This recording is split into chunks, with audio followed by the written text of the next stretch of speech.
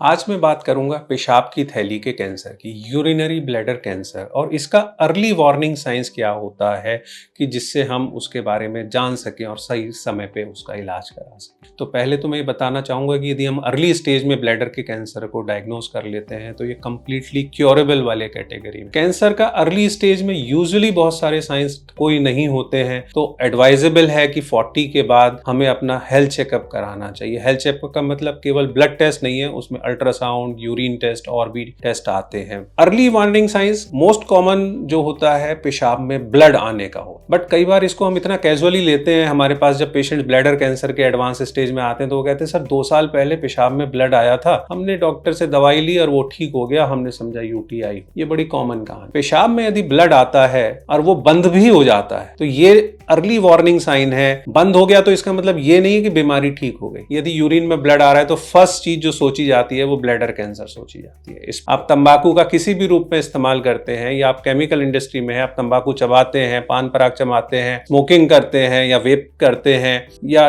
तंबाकू का किसी भी तरीके से इस्तेमाल करते हैं, या आप केमिकल डाई इंडस्ट्री में है, पेंट इंडस्ट्री में है जहाँ पे इनहेलेशनल रूप से पेंटिंग और इन सब चीजों का होता है, या एनाल्जेसिक्स बहुत यूज करते हैं, तो आपको ब्लैडर कैंसर हो सकता है।